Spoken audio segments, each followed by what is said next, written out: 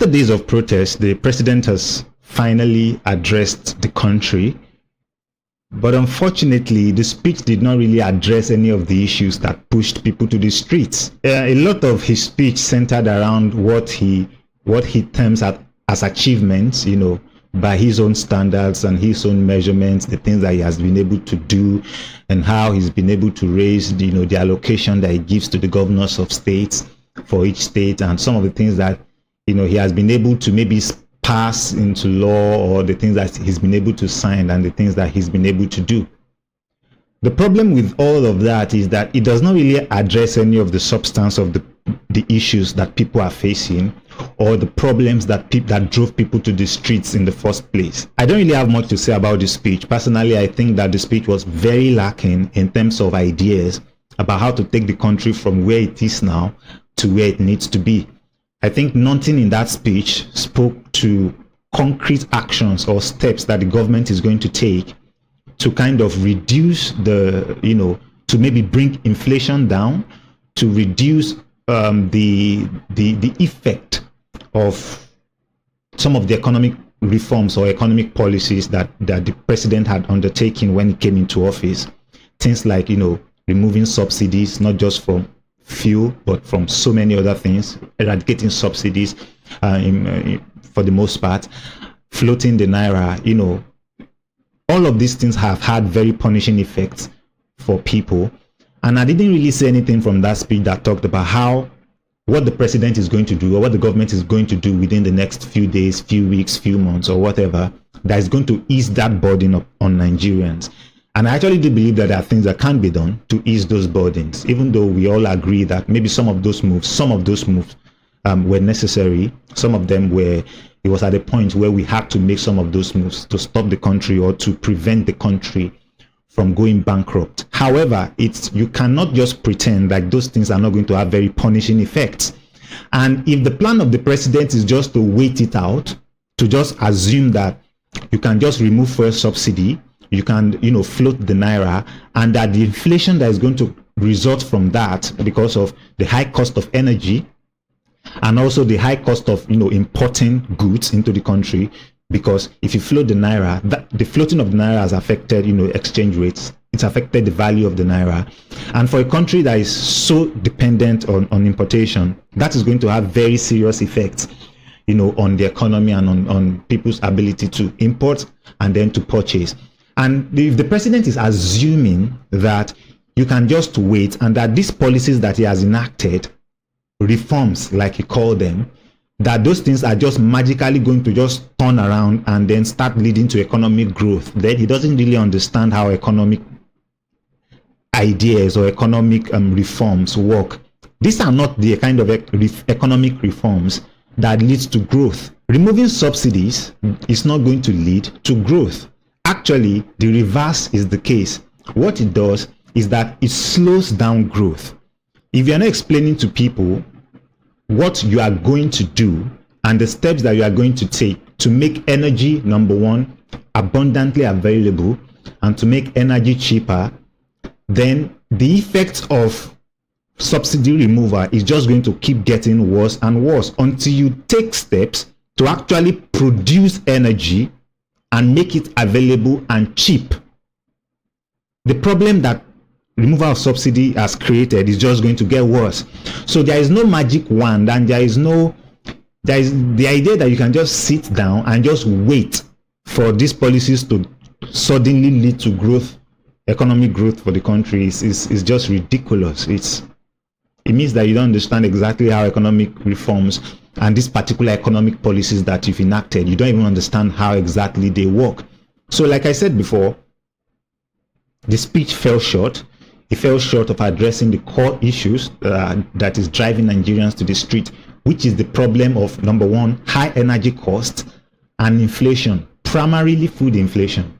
Before I round up this video, I just want to share a few thoughts about, this current administration and what I think of the job that has been done so far.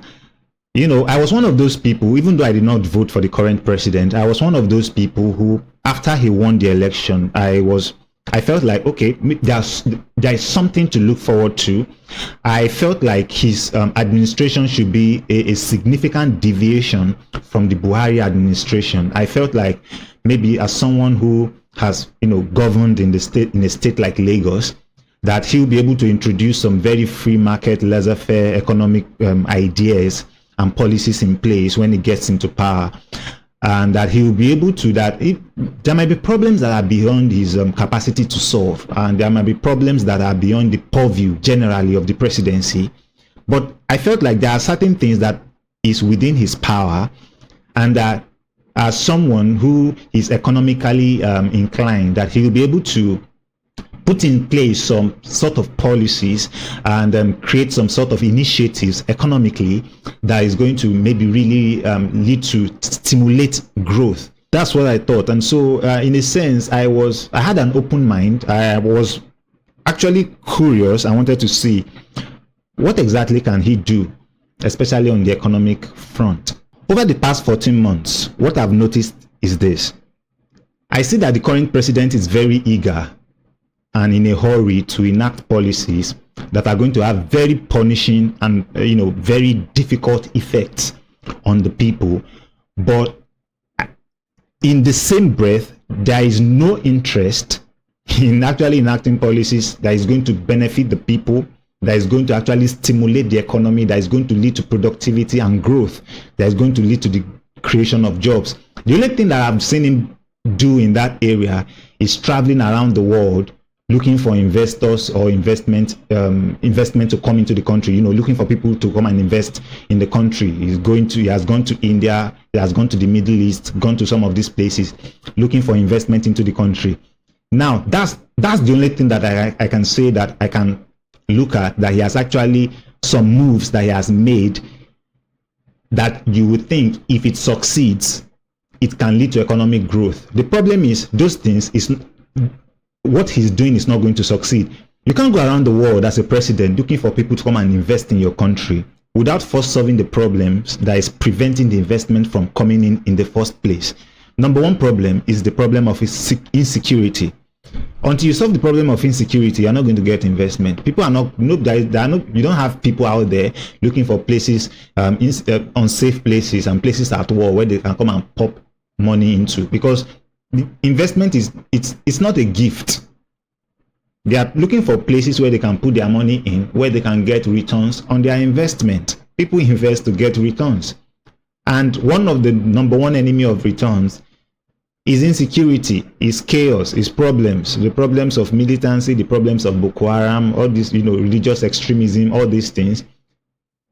All that is going to be an issue when you are trying to attract investment into your country. So the first thing that you want to do as a president is actually to solve those problems in-house that is stopping the investment from coming in. And when you solve those problems, you don't even have to go to any country to go and beg for investors. The investment just start pouring into the country. So that's the number one problem, the problem of insecurity.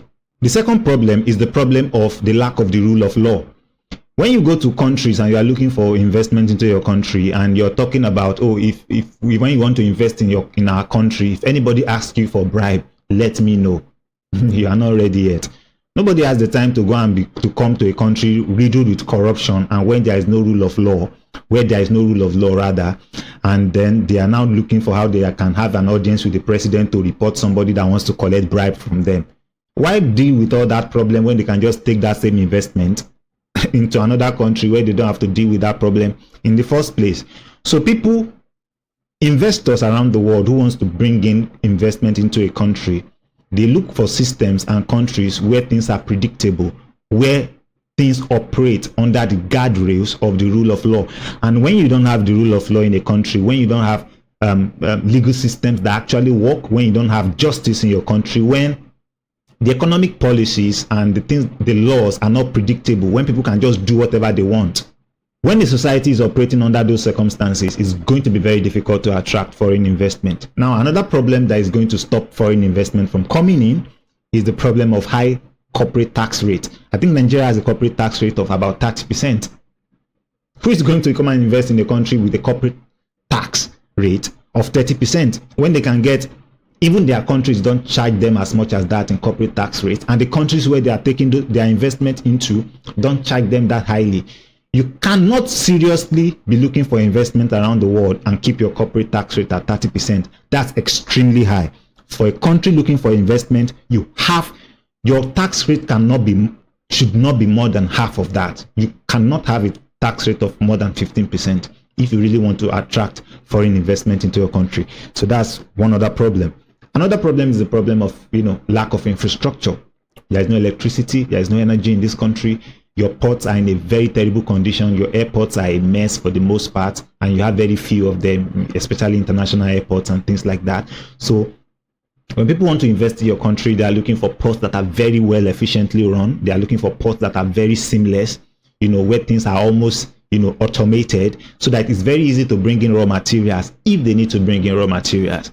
And it's also very easy to export finished produce, because they are not just going to be producing in your country for your local population. Fine, we have a population of over 200 million people. That's great. They don't have a lot of purchasing power, unfortunately. Anybody that is trying to bring in investment into this country, especially in the areas of manufacturing and production, which is what you want ideally, because that's what's going to create jobs and create opportunities for your population. When they are trying to bring in people and things like that, they want ports that work so that they can from here export to anywhere around the world. They can produce from here and export globally. And finally, the last thing that is preventing investment from coming in is skilled manpower. Currently, we have the problem of japa in this country. Our skilled workforce are leaving. So many Nigerians who are capable, who have gone through the educational system, studied to have all sorts of degrees, and the best hands are leaving the country. There's an erosion of the middle class in Nigeria. People are living in their droves, and that's in addition to the fact that the educational systems that we have is not actually equipped enough. It's not competent enough to produce the skilled workforce that we need to be able to attract this investment. Because if a company wants to bring in their manufacturing or operational base into your country, they need people who are going to be skilled enough to be able to run those things. They need engineers who can do the work of engineers. They need scientists who can actually do the work of scientists. They need technologists who can do the work of technologists, mathematicians and statisticians. All of these things are very much in high demand in places where there is an influx of investment. So all of these problems have to be the first thing you want to solve as a president before you start running around the world looking for people to come and invest in your country. Because if you don't solve those problems, those investors would not come, because they know that if they come, they are going to lose their money. And they are right. They are likely going to lose their money. Now, back to the point I was trying to make earlier, which is that I see reluctance within this administration to do things that is actually going to stimulate the economy. What I see is that there is an eagerness to do things that is going to be very punishing on the people. When the president came into power, the first thing that he did on inauguration day was to say that subsidy is gone. Now we understand that subsidy has become, a big burden for the country, and it's one that we cannot continue to bear. So he had to go. However, you could have waited till maybe you have a more settled government. You could have waited to have your ministers in place and you've set up your system. You have things up and running, and then you can take out subsidy and then now begin to make plans on how to cushion the effect of high energy prices. So he has also gone ahead to float the naira. So many other things have been done in terms of economic policies that have a lot of punishing effects on the people. However, there are things that could be done to ease this burden. He can open the border. One of the first things I actually thought he was going to do when he gets into power is to open the border for the free inflow of food. You cannot be talking about we have to produce what we eat in a country where there is no even security for farmers to be able to go to the farm to produce what we are going to eat. I am against closing of the border for the most part. I am against it. I am more on the side of free market. I want the market to operate freely as a person. That is my own economic leaning. However, even if a president or a leader is going to consider a move such as closing the border, it has to be after you've solved the problem that is stopping production locally in the first place. You close the border to food, not you, actually. The previous administration close the border to food, which I think was a very stupid move, when that move was made. But after they closed the border to food, food prices went up. Things got a bit hard. There was the problem of inflation. Now, a new administration comes in, the new president comes in, and now he has to make certain moves, such as, removing fuel subsidy. I expected that to cushion that effect, what he should have done was to open the border so that necessities, goods, and especially food can flow into the country. Because the alternative is to starve people to death. You can't, whether the food is being produced locally or is being imported into the country, the first thing is that people have to eat. You can't say because we can't produce food, you close the border and then people can starve to death. I don't care. That's a very insensitive move. And that was one of the first things I thought that he was going to do. That will have eased the burden of inflation, especially the burden of food inflation on the people. He could have said that during his speech. And if he does that today, that's going to actually have a lot of very good effect on the pockets of everyday Nigerians, as opposed to, talking about how you want to give families 5,000 naira or whatever amount they want to give people. Like, what's that in today's economy?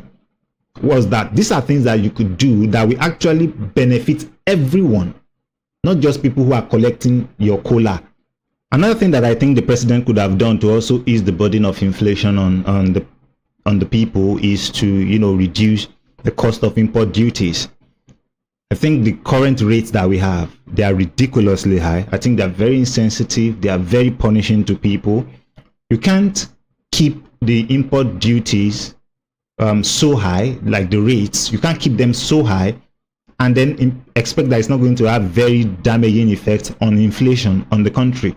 And if you do something to actually reduce it today, that's going to go a long way. Now, I've had news that he is going to suspend some of those import duties, especially on necessities and important items, for a while.